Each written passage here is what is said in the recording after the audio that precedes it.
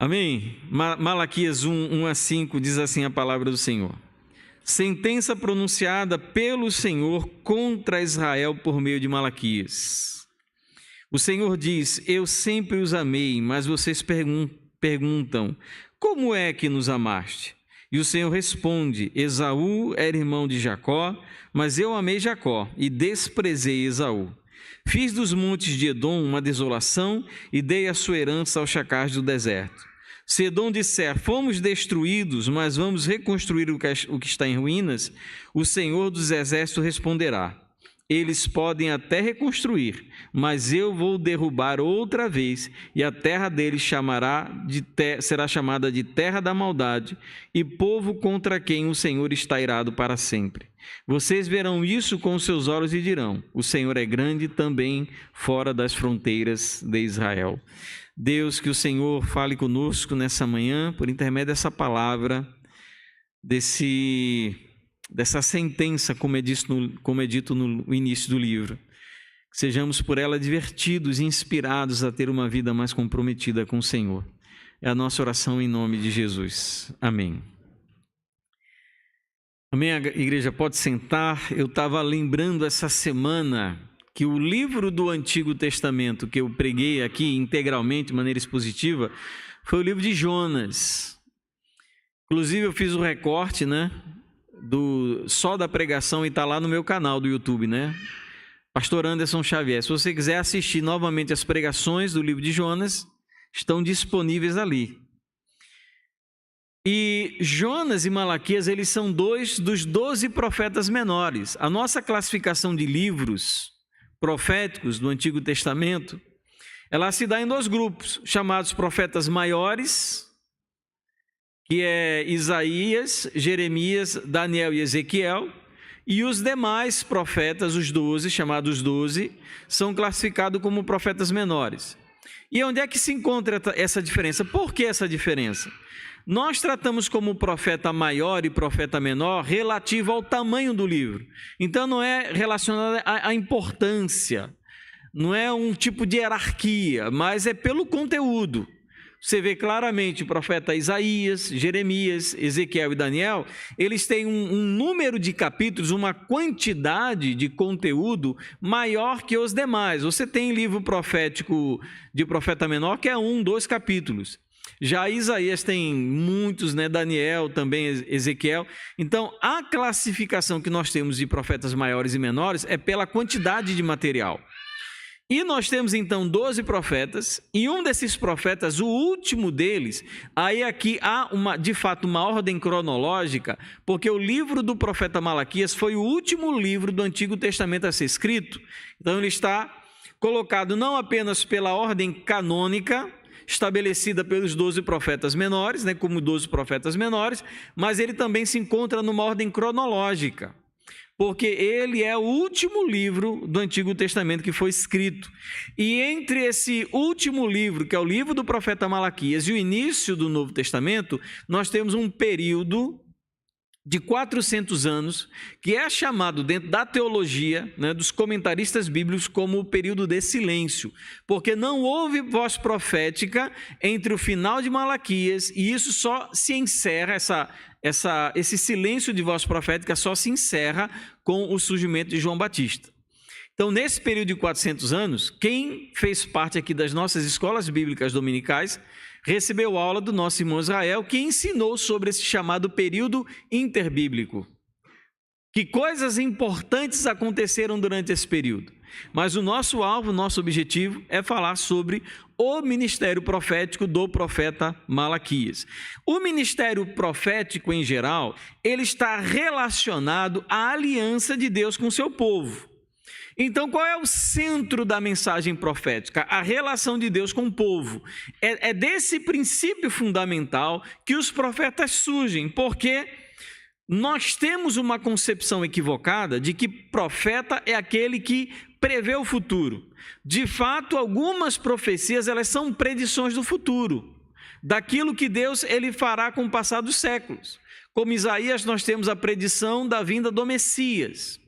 Mas você falar que os profetas eles se resumem a ver coisas que acontecerão no futuro, isso é restringir na menor parte aquilo que era o ministério profético. Porque o ministério profético, ele se tratava acerca do Senhor convocando o povo a abandonarem os pecados, se voltarem para Deus e honrarem a aliança. Então, fundamentalmente, o ministério profético, ele trata dessa convocação que o profeta fazia para o povo retomar e se voltar para Deus, abandonando os seus pecados e obedecendo os ditames da lei mosaica que faziam parte da aliança de Deus com o povo de Israel. Então, fundamentalmente, profecia é isso, é exposição da vontade de Deus para o povo e uma convocação de que o povo deveria se voltar novamente para Deus. Claro que hoje, modernamente falando, tudo isso foi abandonado, né? As favas com que diz a Escritura. Profeta faz o quê? Só vê o futuro, só fica falando bababá, Deus tem um mistério na tua vida, Deus tem um mistério contigo, porque não sei o que eu te digo, eu te não sei o que. Esse tipo de profeta que nada tem de bíblico, nada tem de Bíblia, não corresponde a, de fato, o ministério profético como nós conhecemos segundo a Escritura. Eu quero falar um pouco sobre o contexto para que a gente possa entender a real situação de Malaquias e do povo a quem Malaquias profetizava. No século VI a.C., lá em 586 a.C., Jerusalém é invadida e destruída pela Babilônia e parte dos seus moradores são levados cativos. Isso daí no VI século a.C. Israel, as nações do norte, já tinham sido destruídas pela Síria. E restavam as duas tribos do sul, que nós conhecemos como a capital, tendo por capital Jerusalém. E Jerusalém, diante do Império Babilônico, ela é destruída em 586. Os moradores são levados cativos para a Babilônia em 3 deportações. Vocês vão lembrar isso do profeta Daniel. O profeta Daniel, ele vai na primeira deportação para a Babilônia. E no cativeiro, quando os judeus eles vão para esse cativeiro, onde eles passam cerca de 70 anos, como o profeta Daniel previu, durante esse período de cativeiro, eles estão aguardando os cumprimentos proféticos de restauração que foram dados por todos os profetas até então, como Isaías, Jeremias, Daniel, o próprio Ezequiel, por exemplo. Ezequiel, ele fala da reconstrução do templo, da glória daquele segundo templo que seria muito maior que a glória do primeiro. Então, eles tinham essa expectativa de um retorno glorioso para a sua terra, de que o que Deus ele faria com eles seria muito melhor do que aquilo que então Deus tinha feito. Eles olhavam todas aquelas profecias que nós hoje entendemos como profecias que vêm após o retorno de Jesus, profecias messiânicas que diziam respeito ao Senhor Jesus. Eles interpretavam aquilo de uma maneira como se cumprissem naquele período e naquela época. Então a expectativa era muito grande. Nós vamos voltar para a nossa terra, nós vamos reconstruir nossas muralhas, as nossas casas serão melhores, as nossas colheitas serão melhores, nós realmente teremos todas as bênçãos que Deus prometeu, o nosso templo será glorioso, nós retomaremos os sacrifícios, será tudo não apenas como era, mas será tudo melhor do que um dia foi. Então o povo no cativeiro, ele estava numa grande expectativa, aguardando essa restauração, muita expectativa, muito desejo, sabe aquele negócio, altas expectativas, querendo demais, querendo muito, acreditando demais, e de fato, transcorridos 70 anos, cerca de 70 anos, agora sobre o domínio de Pérsia, é conhecido que Ciro, o imperador persa, ele emite um edito e permite o retorno de judeus para a sua terra. E isso acontece por volta do ano de 539. E é esse retorno que, historicamente, nós chamamos de pós-exílio, por isso que Malaquias é chamado de profeta do pós-exílio. É esse período chamado pós-exílio, quando eles retornam da Babilônia para Jerusalém, que é registrado nos livros de Esdras e Neemias. Então, todo esse período de Esdras e Neemias, como nós encontramos aqui no Antigo Testamento, chamados livros históricos, eles vão retratar e relatar esse período em que os judeus eles voltam do cativeiro para retomar Jerusalém, para reconstruir Jerusalém, durante esse período nós temos 3 profetas profetizando. Nós temos o profeta Ageu, o profeta Zacarias e, por fim, o profeta Malaquias. Eles são contemporâneos, não que eles tenham, talvez, aí se conhecido, alguns, inclusive, quando Malaquias ele surge, provavelmente Ageu já não estava mais profetizando, já não tinha mais o ministério profético, mas nesse período de pós-exílio, nós temos Ageu, Zacarias e Malaquias. Isso é tão claro que quando você lê o livro de Malaquias e lê o livro de Esdras e Neemias, as mesmas crises que nós encontramos nesses livros históricos de Esdras e Neemias são tratadas por Malaquias. Esdras e Neemias, eles viveram um tempo turbulento no que dizia respeito ao ofício sacerdotal. Quando você lê Malaquias, o que tem lá? Problema no ofício sacerdotal. Você lê Esdras e Neemias, você vê falando muito sobre o casamento misto. Quando você Esdras, Neemias e Malaquias, eles tratam exatamente do mesmo tema. Então a gente percebe que Malaquias, ele estava de fato profetizando para aquela época que Neemias e Esdras estavam escrevendo. Então havia uma grande expectativa por parte dos judeus sobre a restauração da nação. Então Israel, ele teria de volta o trono de Davi, seria gloriosa, seria grande, ela ia ter domínio, poder. E de fato, as muralhas, quando Esdras e Neemias voltam para Jerusalém, as muralhas elas estão sendo reconstruídas. O templo ele foi reconstruído, mas de uma maneira muito inferior ao primeiro. Foi para os antigos que conheceram o primeiro templo, o segundo templo, construído em Jerusalém, ele foi uma decepção.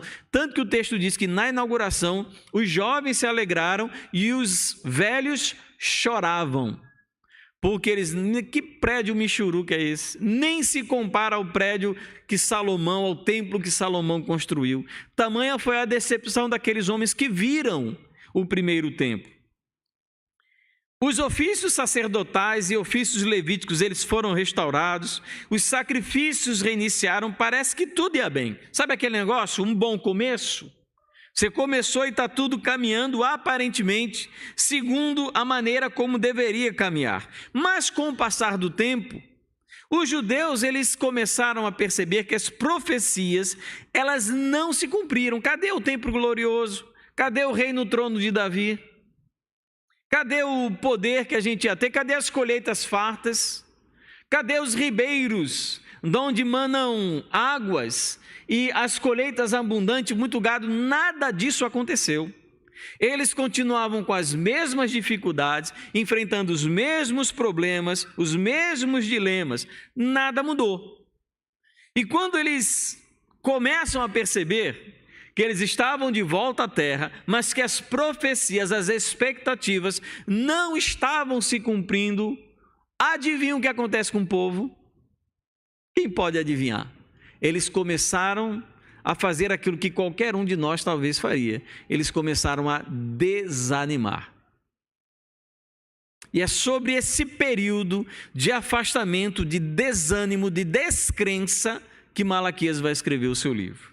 Mas quem era Malaquias? Malaquias é o último profeta do Antigo Testamento, e após ele nós temos esse período aí de 400 anos até o surgimento de João Batista. E Malaquias, é interessante, ele foi o último, né? Então, assim, quando vem alguém depois de você, quem vem depois tem a oportunidade de falar de quem veio antes dele. Só que como Malaquias é o último, nós quase não temos informação sobre quem ele era. Alguns, inclusive, dizem que Malaquias não era o seu nome, porque a expressão hebraica Malaquia, ele significa o meu mensageiro. Então, ninguém sabe se de fato era o nome de uma pessoa, Malaquias, ou se era um título para alguém que falava em nome do Senhor. Nós não sabemos isso. Eu prefiro acreditar, julgo, que de fato era um profeta cujo nome era Malaquias. Eu julgo dessa maneira, entendo dessa maneira. E o livro em que ele escreve é difícil de datar ele no tempo. Então, ele pode ter sido escrito entre os anos de 458 a 433 a.C. E sua profecia é muito característica, porque ela representa um diálogo entre Deus e o povo. Deus, ele fala, ele faz uma afirmação, o povo questiona essa afirmação e Deus responde ao questionamento do povo. Como nós lemos logo no início do capítulo 1, eu vos amei, Deus faz a afirmação. O povo questiona, em que tem nos amado? E Deus, ele retruca, dando a resposta de que maneira ele tem amado. É sobre esse texto que a gente vai falar nessa manhã. Então se prepare para as burdoadas do profeta Malaquias. Já começa bem, viu? Porque no versículo 1 ele diz assim, uma sentença contra Israel. Essa palavra sentença já é pesada de fato, né? Mas no texto original hebraico, essa expressão sentença, ela significa peso ou fardo, carga, algo difícil de levar. Por que está sendo utilizado essa expressão? Primeiro, porque o povo naquele momento para Deus era um fardo. Era uma carga, era algo pesado. Então, o que está sendo mostrado como fardo é um peso que existe no coração de Deus por causa da situação do povo. Mas é um peso também para o profeta. Você imagina Malaquias sendo comissionado por Deus a dizer ao povo essas palavras. Para ele também era um fardo. Eu lembro de Jeremias. A palavra de Jeremias era tão difícil de ser dita que chegou um momento que Jeremias disse, eu não vou mais falar. Eu não vou mais pregar, não. E Jeremias, a palavra de Jeremias não era brincadeira. E ele foi o profeta que viu Jerusalém ser destruída. Ele contemplou a destruição de Jerusalém. Então a palavra dele também era um fardo. Então, ser responsável por levar essa palavra, que para Deus era um fardo no coração, para o profeta também era, mas para o povo também era. Ou deveria ser para o povo um fardo, um grande alerta, como diz a tradução, uma sentença, o povo entendesse qual era o sentimento, o pensamento de Deus acerca da condição espiritual do povo. Então era um fardo para Deus, um fardo para o profeta, mas também era um fardo para o povo, porque Deus estava insatisfeito com o povo, e suas palavras são muito duras, e palavras duras mas verdadeiras, elas devem ser ditas. As palavras são duras, mas devem ser ditas porque o objetivo não é agradar os ouvintes, mas é salvá-los. Esse é o objetivo. Não é causar prazer, não é massagear o ego de Jerusalém, não é dar um empurrãozinho, dar uma animadinha, uma mexidinha, um comichãozinho, mexer lá na autoestima. O propósito de Deus é salvar aquele povo, e o instrumento da salvação daquele povo é compartilhar com ele um fardo que acontece por conta da situação espiritual que eles estão vivendo. E como Deus faz isso? Eu acho que Deus, ele começa falando do mais importante. Ele começa a falar do seu amor. Lá no versículo 2, eu sempre os amei. É a afirmação de Deus para aquele povo. Eu sempre os amei.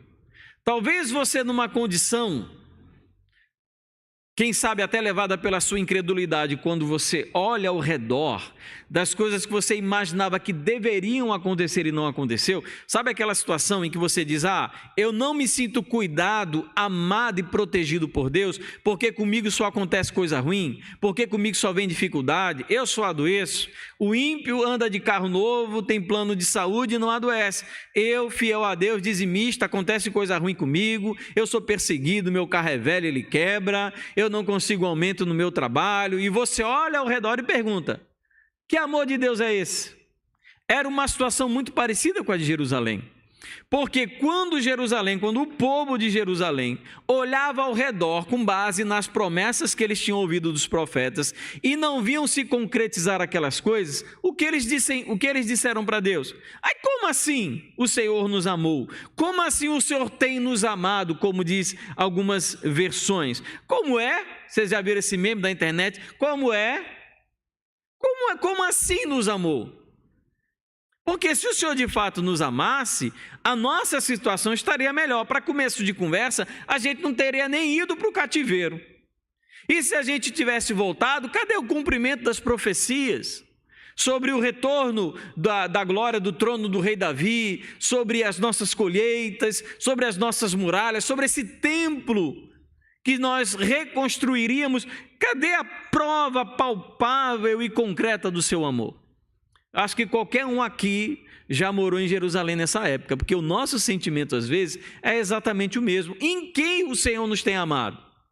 Qual é a prova do teu amor? Eu perdi quem eu amo. Eu não consigo fazer as coisas que eu gosto, eu sou cheio de limite, eu sou cheio de imposições da sociedade, não me sinto livre, não me sinto abençoado. Como assim o Senhor me ama? Qual é a prova do teu amor? Aonde eu posso perceber que o teu amor de fato se manifesta através da minha pessoa, ou para a minha pessoa? E a resposta que Deus dá para esse questionamento, como é que nos amaste, é chocante e impressionante. Sabe, uma quebra de paradigma, uma destruição de pensamentos? Porque para Deus responder ao questionamento de como Deus amou Israel, Ele vai retomar um passado distante. Ele vai aonde? Vai no início de tudo, no início da história. Na escolha que Ele fez por Jacó. Quem era Jacó? Jacó, ele teve o nome mudado para Israel. Então, Jacó era o pai das 12 tribos, da onde esse povo vinha. E eles perguntam, como assim o Senhor nos amou? Qual é a resposta de Deus? Ele vai dizer, de que maneira? Lá no versículo 2. Como é que nos amaste? O Senhor respondeu, Esaú era irmão de Jacó. Mas eu fiz o quê? Eu amei Jacó e desprezei Esaú.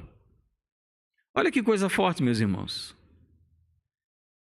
Vocês acham que Deus ele deveria ter amado Esaú? Acham que ele deveria? Não, mas Deus ele ama todo mundo? Como assim? Deus ele não amou Esaú? Como assim? Existe alguém nesse mundo que Deus não ame? Irmãos, não sou eu que estou dizendo, é Deus que está falando que Deus ele não amou Esaú. Por isso que eu digo, a resposta de Deus ao questionamento sobre o amor dele é impressionante, chocante, porque diz que Deus ele escolheu Jacó e desprezou Esaú. O que na mente de um judeu vai contra toda expectativa, porque Esaú era o primogênito, aquele que nasceu primeiro, e ele tinha sobre si a expectativa de herdar o nome do pai, de ser o herdeiro natural da família, em quem de fato teria que ser o chefe das 12 tribos. Na perspectiva judaica, social, antropológica, era Esaú. Era a lógica natural daquela época que o primogênito herdasse sobre si o nome da família. E além disso, ele era muito forte. Esaú era visto como homem forte. Jacó, chamado posteriormente de Israel, era mais novo e era fraco. Se você quer construir uma nação, você vai escolher o forte ou vai escolher o fraco? Jacó era tão fraco que no texto de Gênesis diz que ele era pacato, aquele cara paradão. Se fosse no Brasil, talvez ele nascesse na Bahia, gostasse de uma redinha, de uma água de coco, né? Pacato, não queria briga com ninguém, não queria discussão, para ele estava tudo muito bom, não queria, né? Tanto que às vezes em que a gente vê Jacó se envolvendo em problemas, é por causa de quem? Da mãe dele. Mas Jacó era tranquilo, de boa. Então, meus irmãos, qual é a prova do amor de Deus? A prova do amor de Deus por Israel é porque Deus ele fez uma opção, uma escolha por Jacó. Ele escolheu um e ao outro ele deu desprezo, ele não amou Esaú.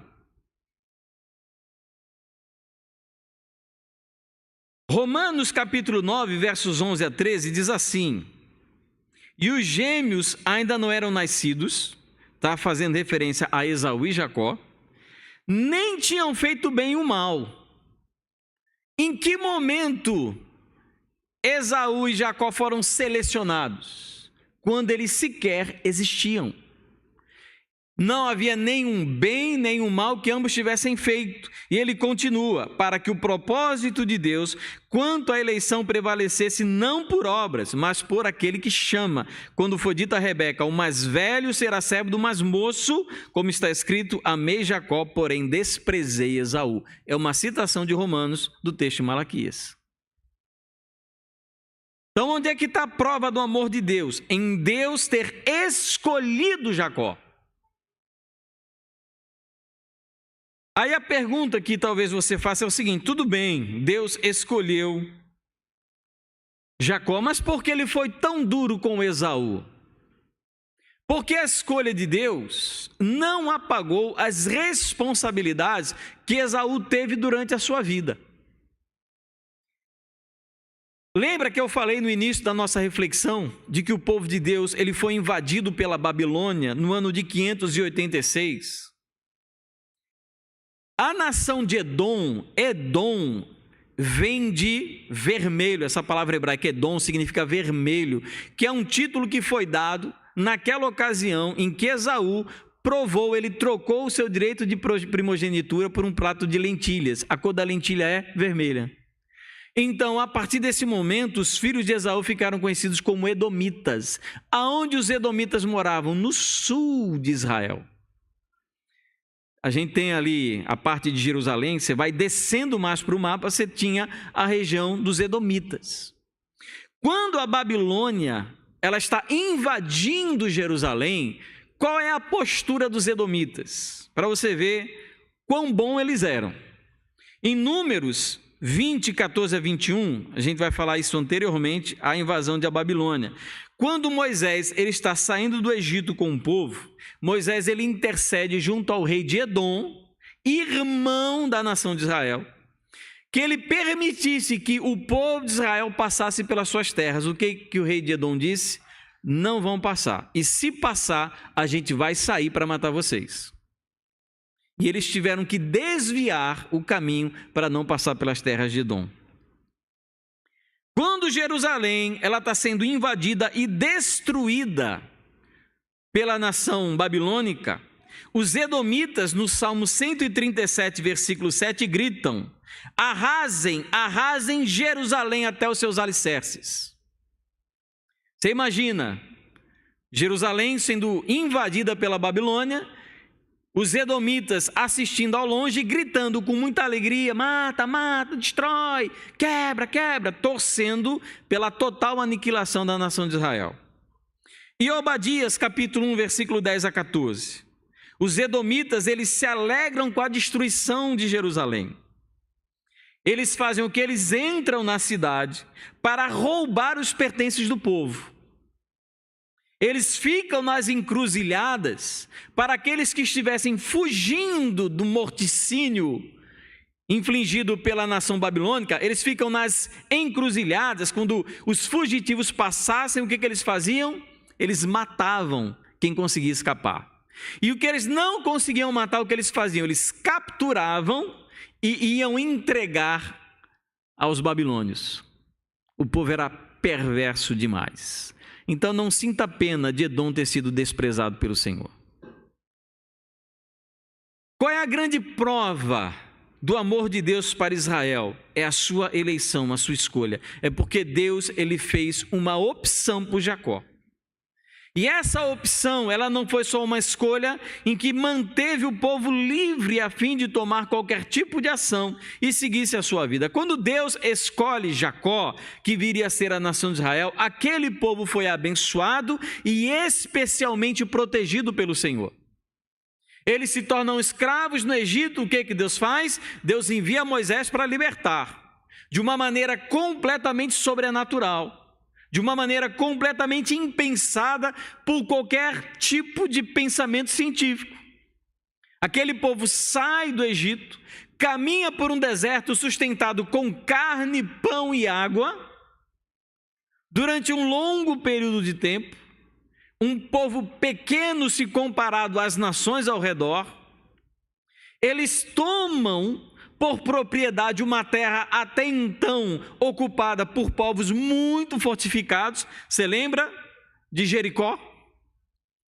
Que trabalho deu para eles derrubarem aquelas muralhas? Nenhum. Então Deus ativamente ele trabalha em favor daquele que ele escolheu, daquele povo escolhido, daquele povo separado, porque um tempo atrás Deus ele escolheu Jacó, selecionou Jacó para nele cumprir as promessas que tinham sido feitas a Abraão. Ele podia ter escolhido Esaú? Podia. E Esaú ia dar bom? E ia. Porque não depende de quem escolheu, não depende de quem é escolhido, mas depende de quem escolheu. Porque Deus não disse, olha, agora vocês são meus, agora se vira aí também, cuidado na tua vida. Deus ele agiu, protegeu, cuidou, abençoou, levantou homens de Deus, mulheres de Deus, palavra de Deus, sustentou, trouxe a lei, santificou o povo, purificou o povo, protegeu o povo. Durante várias batalhas com inimigos poderosos, Deus ele protegeu o povo. Então nós vemos que Deus ele escolheu, selecionou com base, ninguém sabe. Se é algo que Deus ele fez questão de não falar para ninguém, porque que ele escolheu Jacó e porque ele desprezou Esaú. Ele não quis Esaú. Não, você eu não quero não. Interessante, né? A gente vou usar uma linguagem assim, você vai num orfanato adotar uma criança. Tem 100 crianças. 100 crianças. O que elas fizeram de bom para você? Nada. Que promessa elas lhe deram? Nada. Você chega a 100 crianças, você escolhe uma, as outras são desprezadas. Eu quero essa daqui. Não, mas as outras, não, eu quero essa daqui que eu quero adotar. Você tem essa liberdade, mas Deus não tem essa liberdade, né? De escolher, selecionar quem Ele quiser. E Israel, ele foi escolhido por Deus, selecionado, abençoado, protegido, porque em Israel se cumpriria o propósito de Deus dado através de Abraão. Em ti serão benditas todas as nações da terra. E os edomitas foram completamente destruídos. Eles foram destruídos, tanto que o texto diz, se voltarem a construir Edom, eu voltarei e destruirei novamente. Porque Deus tem um propósito com isso, é que o povo saiba, que o povo veja que Deus ele é grande em toda a terra. Basta olhar no passado. Deus foi bom para Israel só quando ele estava no estado de Israel, na nação de Israel? Não. Deus ele foi bom para Israel em todo lugar por onde ele passou. Então a autoridade, a soberania divina, ela não está circunscrita ao local onde Israel está, porque Deus é o Deus de toda a terra. E o mesmo Deus que julga Israel hoje por conta dos pecados de Israel, é o Deus que julgou o Egito, que julgou a Babilônia, que julgou a Síria, que julgou a Pérsia, que julgou Edom. E o que ele está falando? Agora chegou a hora de vocês, da gente acertar as nossas contas. Porque Deus é o Deus de toda a terra. Eu quero concluir fazendo uma única aplicação. Qual é a prova do amor de Deus por nós? Qual é a prova do amor de Deus por você?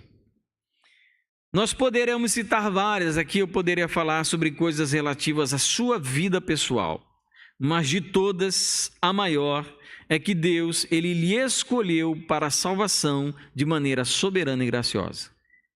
Você foi escolhido por Ele.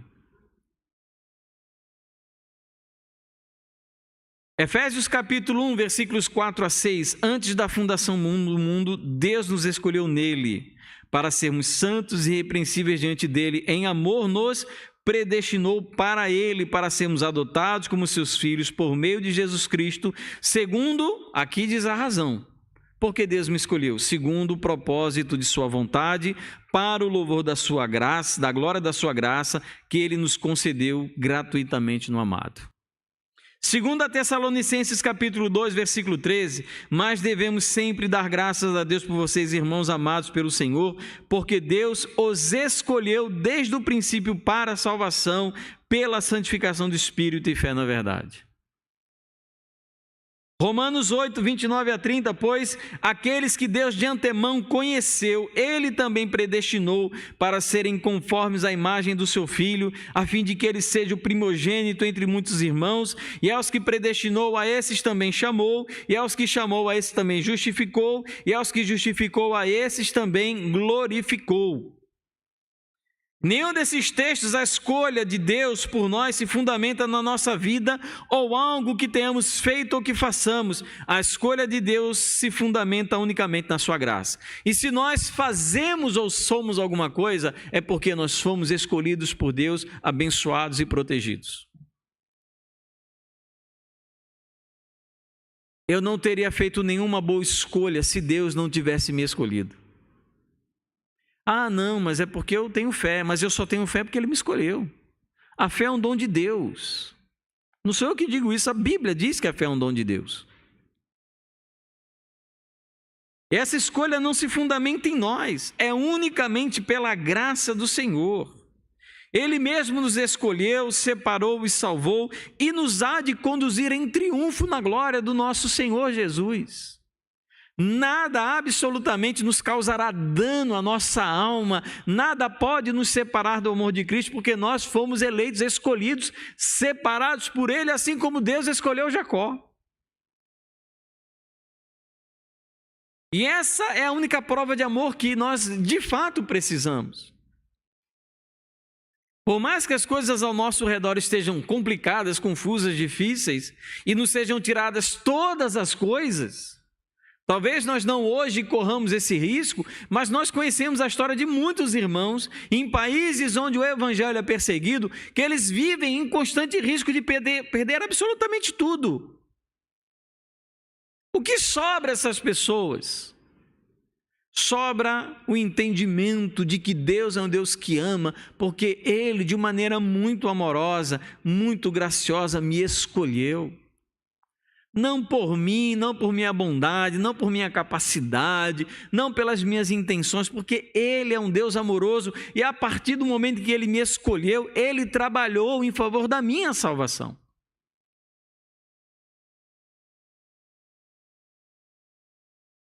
Não é como, por exemplo, eu tenho um filho, Thomas, e agora ele quer aprender a andar de skate.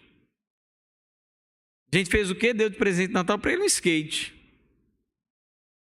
Então o que eu faço? Eu deixo ele andar de skate, fico lá observando ele cair, se machucar, se estrepar, se ferrar. Não, o que eu podia fazer por você eu já fiz. Eu estou lá presente, incentivando, quando ele machuca, filho, é assim mesmo, fica de pé, você consegue. Eu lembro quando o Thomas ele começou a aprender a andar de bicicleta, quantas quedas ele não levou. E ele sempre dizia, papai, eu não consigo. Eu não consigo. Eu disse, filho, você consegue. Até o dia em que ele conseguiu, e eu tenho isso filmado hoje, a primeira vez em que Thomas conseguiu dar uma volta inteira de bicicleta sem cair. Então Deus não é aquele, olha, tá certo, você está escolhido, agora se vira. Ele trabalha em nosso favor. E as nossas circunstâncias difíceis fazem parte desse trabalho intenso em favor da nossa própria vida. Por mais que seja difícil para nós acreditar em determinadas circunstâncias que acontecem. Não é possível que Deus ele permita isso.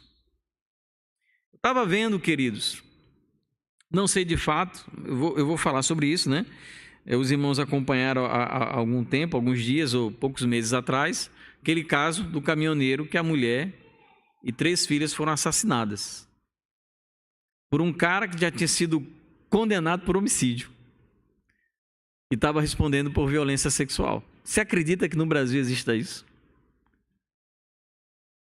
E ele estava trabalhando numa obra, matou a mulher e 3 filhas. E eu vi a reportagem, em uma das músicas, aparece uma das meninas cantando uma música sobre Jesus. Você consegue entender algo desse nível acontecendo na tua vida? E você entender que apesar disso Deus me ama? Apesar disso Deus ainda me escolheu, me ama? Então, amados, nas nossas mais profundas crises existenciais, o que sobra, o que resta é acreditar e confiar que Deus, Ele nos escolheu, Ele tem um propósito, esse propósito nos conduzirá até a sua presença na eternidade. E o que Israel responde? Em quem o Senhor nos amou? O que Deus está dizendo? Em outras palavras, vocês podiam ser Edom agora, viu? Vocês podiam estar destruídos, sem terra, sem pátria. Vocês podiam estar mortos, vocês estão vivos porque eu escolhi vocês. Eu cuidei de vocês. Eu providenciei tudo o que vocês precisavam. Se vocês têm qualquer tipo de paz, alegria, prosperidade, é porque eu tenho feito isso. Vocês estavam dispersos na Babilônia e eu trouxe vocês de volta, cumpri a minha palavra. Não há razão, amados, em qualquer momento, por mais difícil que seja, desconfiar da graça e do amor de um Deus que nos escolheu. E disse, você é meu, você me pertence, você foi comprado. Deus não foi aquele que vai no mercado, supermercado, vai ali no açaí, ou fecha a porta, agora tudo que tem dentro é meu, viu? Ele vai escolher, eu quero esse daqui, eu quero esse. Por isso que Ele sabe o nosso nome, Ele sabe quem somos, sabe das nossas dificuldades, porque Ele especialmente nos escolheu para Ele. Não existe nada nesse mundo que possa ser comparado a isso, nada que você tenha. Ao fato de que Deus, Ele escolheu você. Ele escolheu, assim como escolheu Jacó. E essa é a grande prova do amor de Deus. Ele escolhe e Ele trabalha em favor daqueles que Ele ama. Então, no dia que você estiver aí vivendo suas grandes crises de incredulidade, de afastamento de Deus, independente da razão que seja, que a gente às vezes está tão bem que se afasta de Deus. Você está vivenciando aí seus problemas pessoais, sua preguiça espiritual, sua aposentadoria espiritual, e você começa a se esquecer de Deus, assim como Jerusalém estava esquecendo, lembra que a grande prova do amor de Deus é que Ele escolheu você. Amém? Vamos orar.